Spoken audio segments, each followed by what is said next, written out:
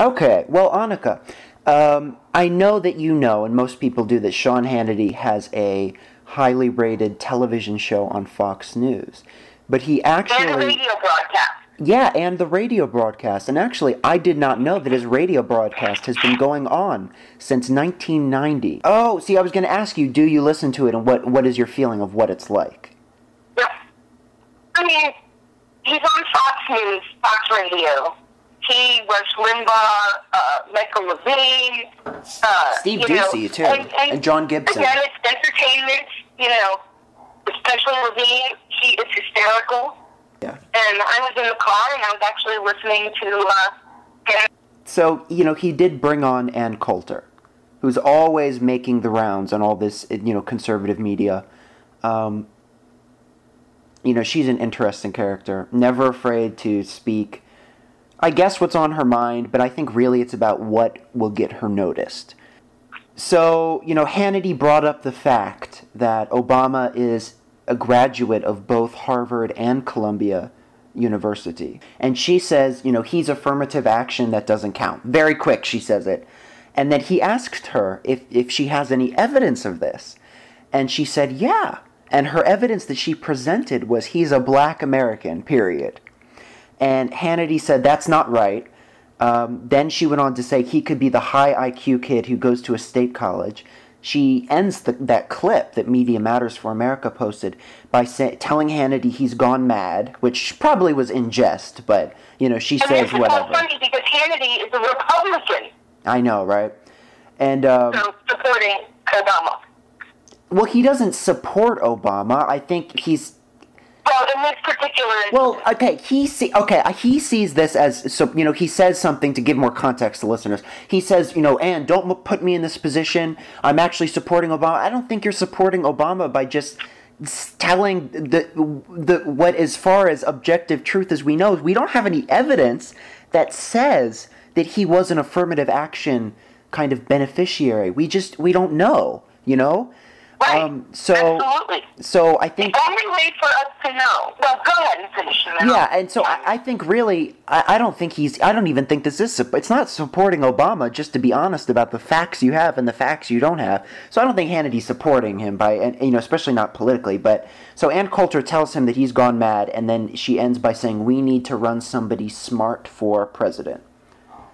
So basically insinuating that pretty much... It's not insinuating. She actually came out and said, if it wasn't for affirmative action, Obama would have never gone to an Ivy League school. Yeah. She said that's the only reason he went to an Ivy League school, is because he was black. Yeah, that is what... Yeah, you're right. That's what she said. So... I don't even know what to say about this. Hannity actually... contradicted her. He did. He did. No, it's not because he's black. Much to his credit, he did. Absolutely. Yes. So I mean, I don't know what we can say about that as to... She may have a point with affirmative action.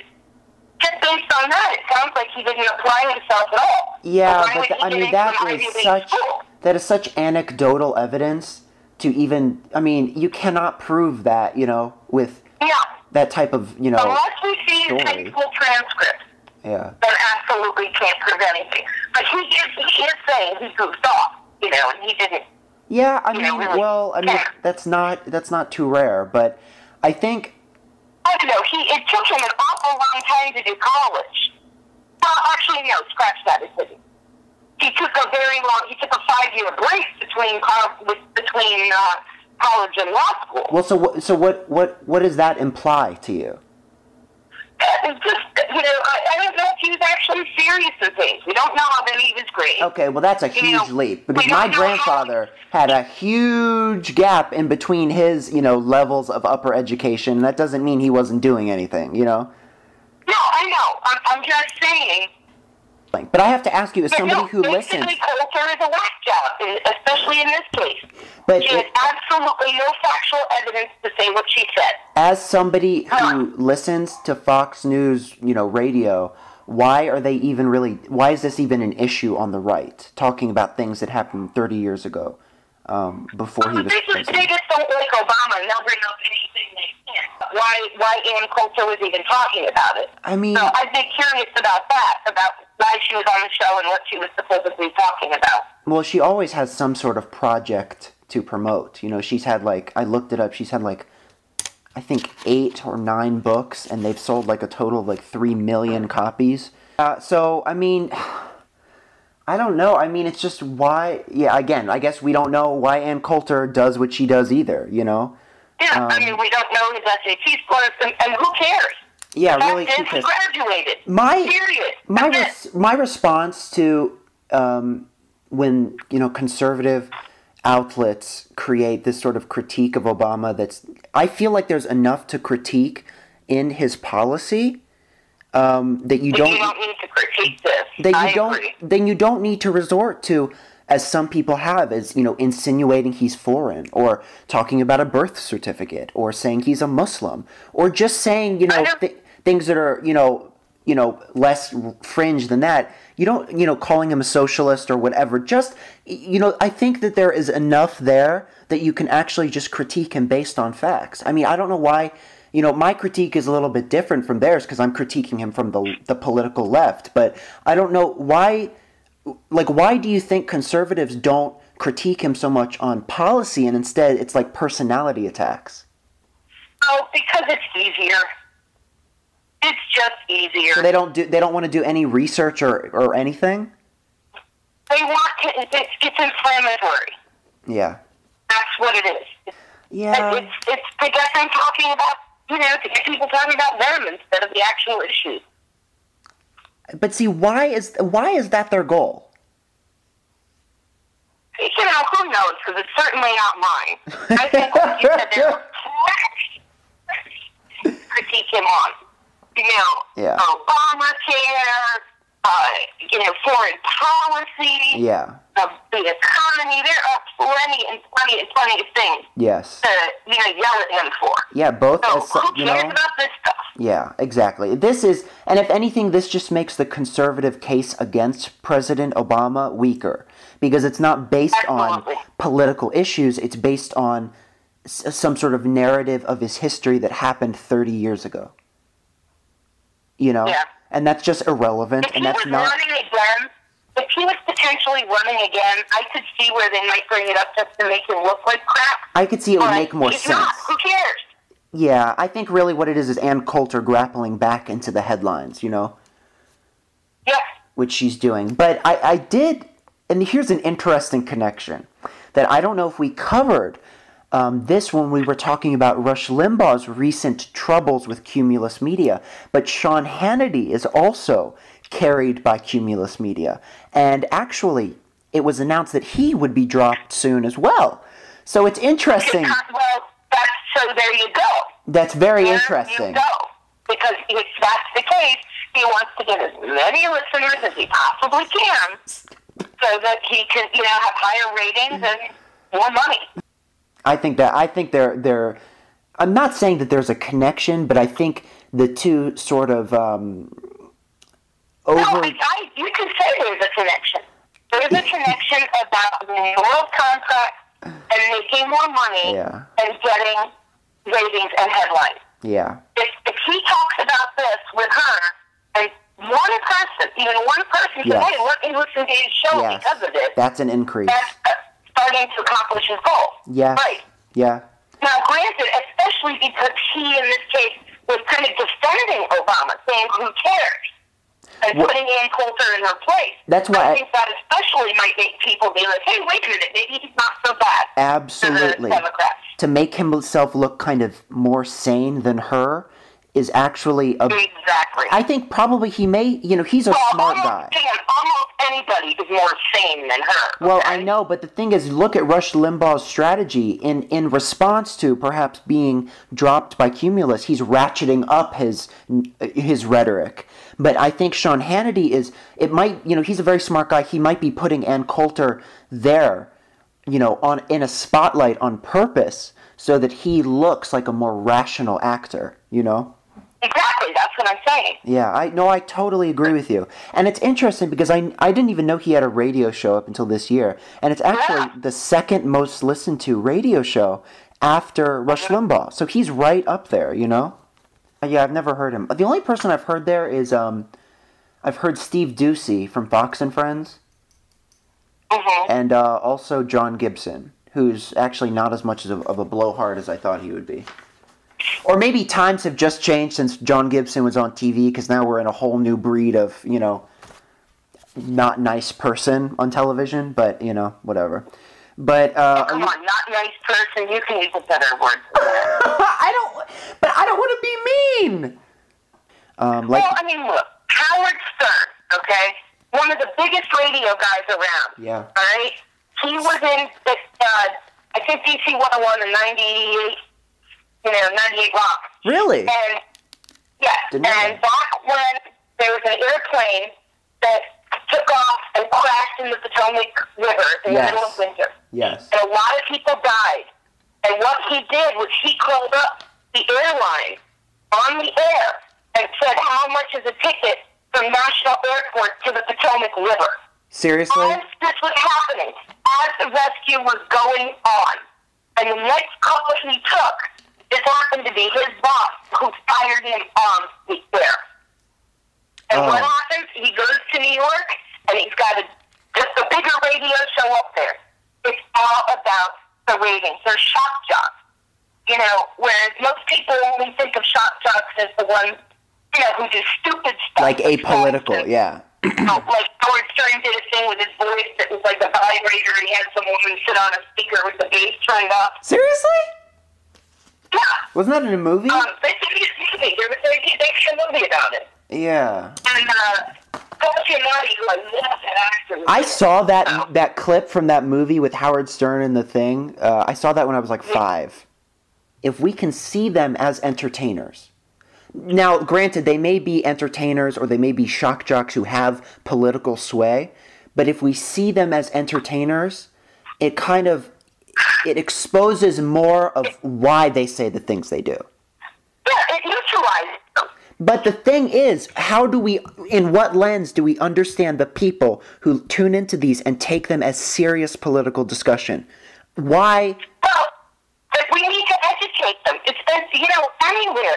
People will listen to, some people are so stupid that they'll watch a show on TV and think that's life. I mean, seriously? They'll watch Law and Order and think these actors are actual police officers. Are you kidding me? Yeah. Oh God! I think someone must have snuck a lobotomy into my skull while I was sleeping. But I need one, so whoever did it. I feel like I have a few screws loose today. But in the last broadcast, we talked about reality shows and how that's sort of normalizing a certain lifestyle that people are beginning to see as real life. Exactly, and I really believe that. Did you hear what I said? No. I said, look at InfoWars. Yeah, exactly. Any of these people, and it's quote-unquote news, and it's not. And people don't realize that it's not. Hey now. I understand your point, and information is easier to come by, but it's not a question of being dumb or smart. It's a question of media literacy, and we're having to deal with more media sources and sources of information than previous generations ever had to deal with. So we're wading through a larger swamp. And I think there are more people that are a lot more illiterate. Yeah, but that doesn't... People can't spell. But that doesn't mean dumb. Well, like I said, we can do a whole show on it, and I can pull statistics and facts and all that. Yeah, well, I just think it would be pretty hard. I mean, because I understand, we're kind of lost in the swamp of information, and that's totally legitimate. But I don't think that makes the current generation dumber, Oh, well, like I said, let's hold on that, because I can bring you in all kinds of statistics and information on that. I just think that's just kind of... whatever. But that's not what we're talking about. One more odds and ends about the Sean Hannity radio show, which I had no idea about, and actually raises my little respect ticker for him. Listen to this. Okay. On his website, there is something called Hannidate. Hannidate. which is a chat room for conservative singles, both heterosexual and gay. How crazy is that? I know. I didn't know you had a chat room at all. It's interesting. Very, very interesting. Very, very interesting. But as far as Ann Coulter, I also did some research on her background as well. Because, you know, when I kind of emerged into political consciousness, which was pretty much Iraq War era, Ann Coulter was already, not the second Iraq War era. The second Iraq War era. I was not born during the first one, for the most part. Yeah, so... But there is a significant difference. There really is. I thought they were the same thing. No, Desert Storm was very different. It was all done for different reasons. I'm joking.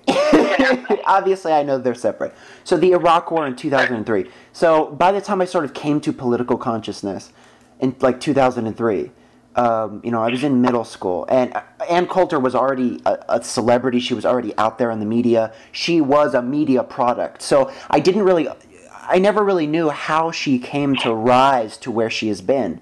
And I actually found out, I don't know if you know, you probably do, but the first, you know, big controversy where she really cut her teeth was the various sex scandals that President Clinton was involved with. Paula Jones, Monica Lewinsky. That's where she... Jennifer Flowers, yeah, she was really into that. See, why? She had a crappy sex life, who knows? I mean, she was all up in that, apparently. I mean, it's pretty obvious she doesn't like... Look, you had, what's her name, hang on, who's the one that recorded it? I don't know. Anyways, you had the one, you know, Monica's buddy? Monica's buddy. Who did all the recordings of her? She was in Howard County. Yeah, but she was actually in the camp that was sort of preparing the defense for Paula Jones, but then she reversed her position and called Ms. Jones trailer park trash, which is something that she once defended Jones against. It was three. He had three. He had Jennifer Flowers. Paula Jones. He had Paula Jones, and Monica. he had Monica. Jennifer, Paula, Monica. Those are nice all-American names. She really started to gain more notoriety outside of just conservative circles when she started to commentate on national security issues and bigger political issues, and people started to take note. 3 days after September 11th, 2001, she said this about the Muslim world. We should invade their countries, kill their leaders, and convert them to Christianity. We carpet-bombed German cities. We killed civilians. That's war, and this is war. She sounds like such a cold, cold person. You know? Well, I mean, the fact is, after September 11th, everybody had that attitude. Well, no. We were all like, people had a belligerent... people had a belligerent... I understand. People had a belligerent attitude, but very few people went to this length. Saying that, absolutely, that is very true. Implying that it's okay if we kill civilians and that we should kill them and convert them to Christianity. I feel like Ann Coulter was manipulating people's anger to get attention and book sales for herself. Because you know what? That's just sickening. Because she's, because I feel like she's using the pain and the spectacle and she's latching onto it so she can get a little bit ahead. It's just... I know I always ask you why do these... Not even close. I always ask you why do these people do it, and it's so... I must be, in this one sense, it's just continually in awe what people will do for money. This is... People do everything for money. I know. I'm just so not of that world, that is just so... No, I would hope so. I would not like to see you assassinating people for whatever. Yeah, well, I always tend to be around those nonconformists, which I love, but, like all my friends... And, look, I don't believe in assassinating anybody, obviously. Pat Robertson does. I can understand. When this happened, yeah, I was pissed. People were mad. Especially, when Desert Storm happened. Yeah. I was pissed. Looking back on that little time period and the way that people's... national psyches were damaged. It's just really unfortunate because, when people are overcome with passion and they stop thinking, while it is totally understandable, at the same time that leaves them so vulnerable and open to be manipulated by those who would wish to use them, you know? Yeah, crime of passion. You know, and, you know, and the government's inflamed it too. I mean, but that's the main beneficiary. War is a good thing for the economy.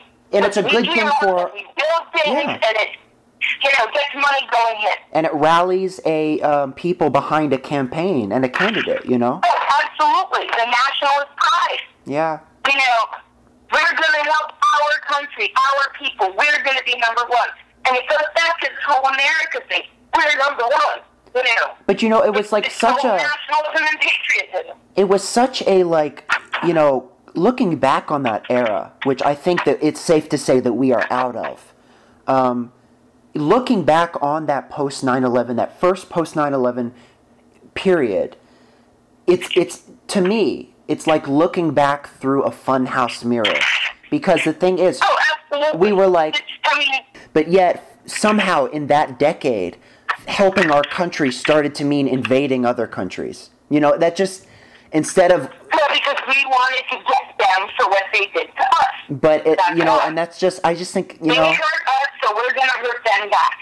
That's exactly what it is. Yeah, and just because they happen to be half a world away, who cares? Look at Vietnam.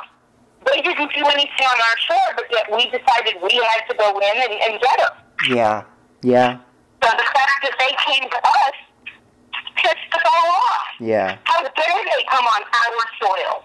Yeah. And hurt our people. Yeah. How dare they? Yeah. And that's what it came to. And also, it's a big blow to your ego for such unprofessionals, you know, people who are portrayed as living in caves could do this. Absolutely. I mean, look at this. To my Facebook friend, Colleen Rowley, who was mentioned in this article. It says in here that Coulter also cited the 2002 Senate testimony of FBI whistleblower Colleen Rowley, who was acclaimed for condemning her superiors for refusing to authorize a search warrant for Zacarias Moussaoui. It reminded me of Elmer Fudd, kill the rabbit. You know, yeah. That's the attitude we have. Yeah. And so, in an interview with The Guardian, she said, first she advocated that airlines should ban Arabs from entering the planes. And then when the interview replied by asking what Muslims should do for travel, in lieu of airplanes, she said they could use flying carpets. She really toys with the media. She's very playful in that sense. But it's things that are very offensive, but she's very playful. Like a very mean cat. Absolutely. You know?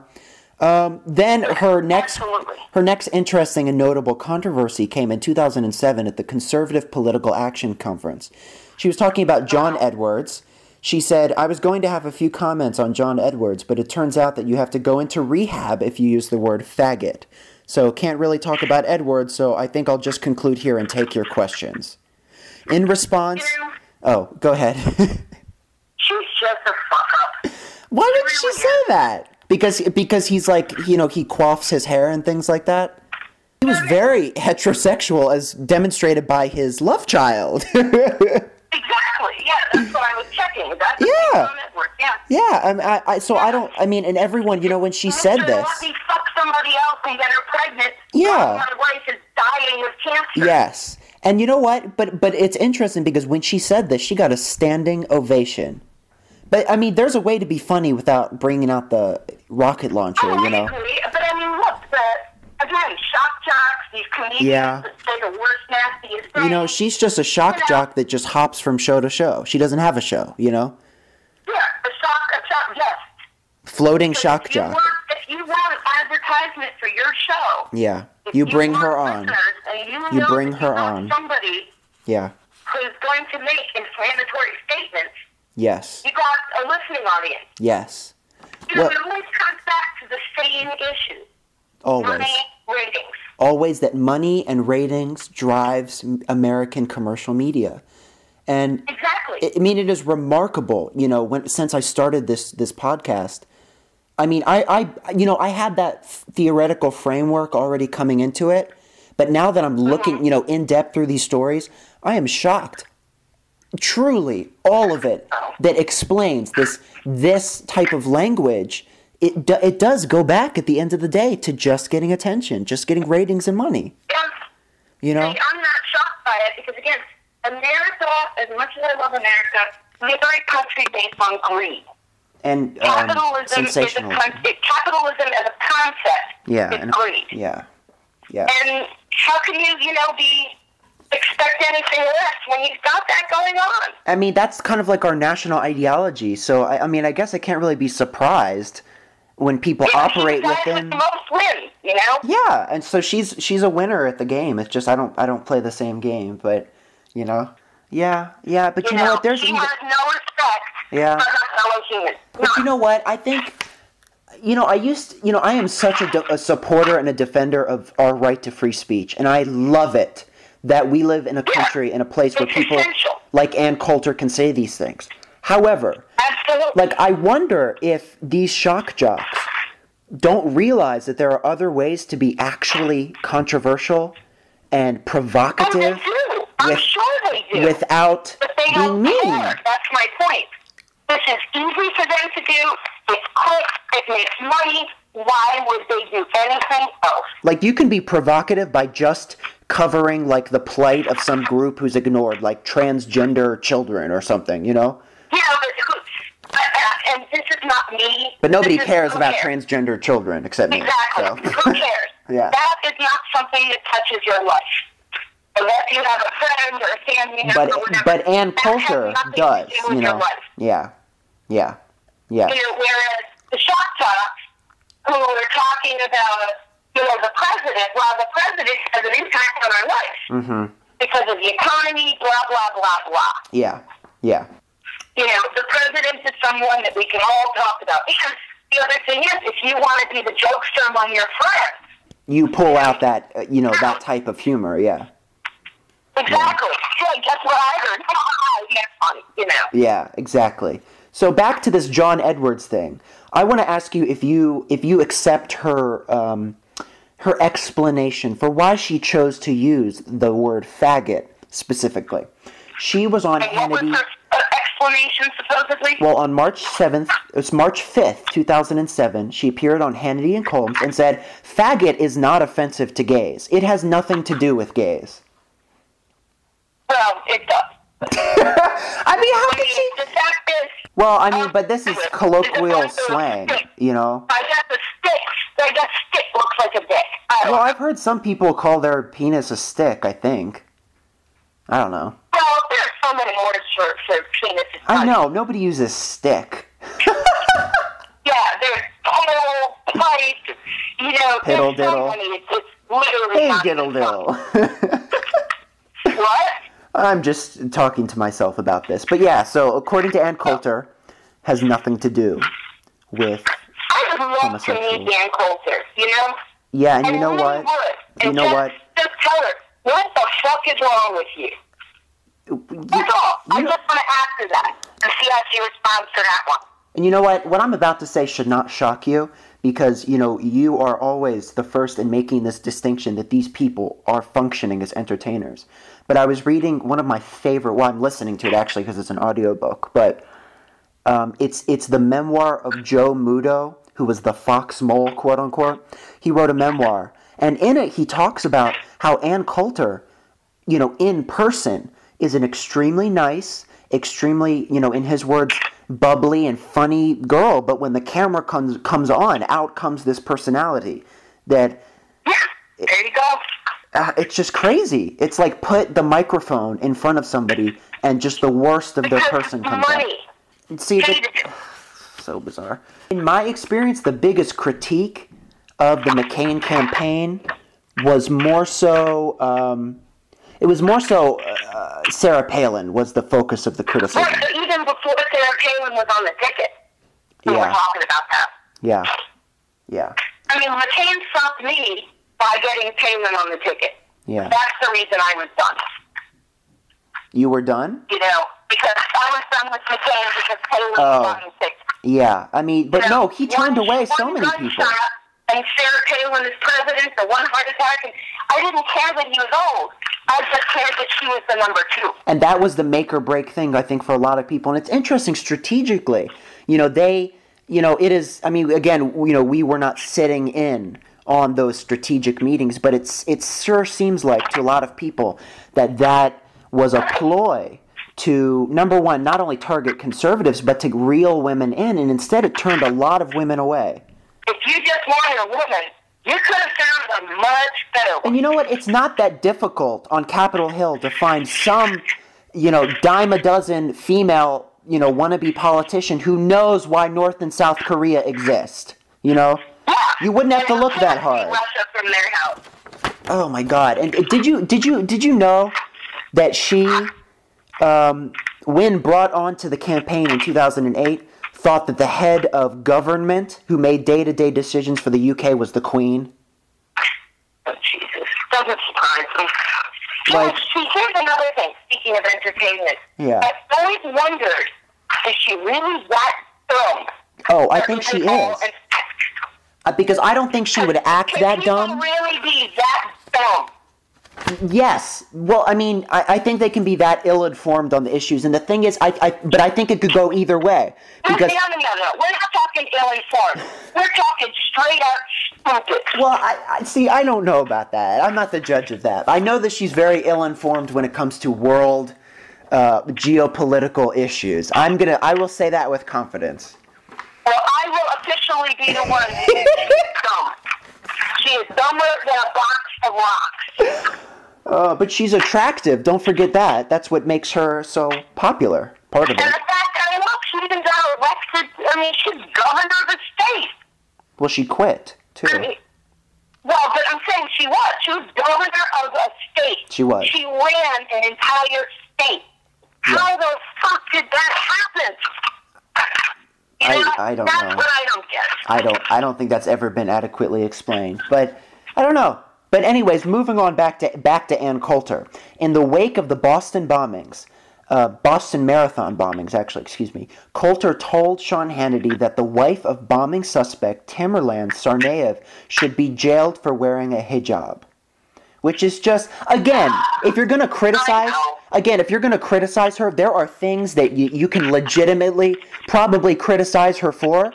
So why do you just go to this stupid, that's not even an argument. You have the argument that is easily a slam dunk. It's inflammatory, because this is really easy to say to put people off. It's quick. You don't have to come up with anything. It's like quick and racist, essentially. But there has to be an element here of people not just hating on her, but people who actually find that this message, that they agree with it. There are people who agree with killing black people. But you don't think that kind of Fox News crowd is receptive to her message? I don't think so. I really don't think that. I mean, like I said, I listen to Fox News. A lot of people are... Well, I mean, I watch Fox, too, but, that doesn't say... we're intelligent enough to be informed and make our own decisions. Yeah, we can evaluate sources. There are people out there who just aren't. I mean... And they believe, again, it's entertainment, but they believe it is gospel. But it's like, why would she, Fox is all about ratings. And she produces great ratings. So if a chunk of people were not, agreeing with what she said, how would she still be appearing so often? Who knows? Yeah. Again, maybe they're listening to her and they're not agreeing with her, but they're listening in a shock thing to see what the hell is coming out of her mouth. Yeah, and I guess that holds credence because you don't have to pay money to turn on the TV. But I don't think 3 million books would be sold. I mean, that's a lot to me in this day and age, Well, yeah. I think people there. I think she has a constituent. I think she has a constituency. Now, she also writes like fiction too, doesn't she? Seriously, I had no idea. There is an author named Ann Coulter who writes like mysteries. Really? I don't know if it's her. I've never looked into it. The kind of last, little, very informed and well-planned statement of hers. She, during the last presidential campaign, she referred to President Obama as the retard. She went on Alan Colmes' show and said, "Retard has been used colloquially to just mean loser for 30 years." which, I mean, she's right about. However, still, even if you're just meaning it loser, I mean, you can disagree with him, but the president's not a loser. I mean, he's the president. He hasn't lost in life, so it doesn't make sense colloquially either, No, again, it's inflammatory. I mean, it's he's a loser. That's all it is. Whatever. It's sheer stupidity. So, Annika, thank you so much for coming on The Word today. It was a stimulating discussion. You can reach me, as always, on Wolfine, WOLFYNE, at yahoo.com. And you can reach me on my Facebook page, Jakob Music-Miller. Search for JAKOB MUSICK-MILLER. And please, for more information on the stories that we cover in this show and others, please visit my news blog. It is JAKOBMUSICKMILLER.blogspot.com. We will talk to you guys next time, okay? Bye, Annika. Thank you so much. Bye. Thank you, everybody, for listening.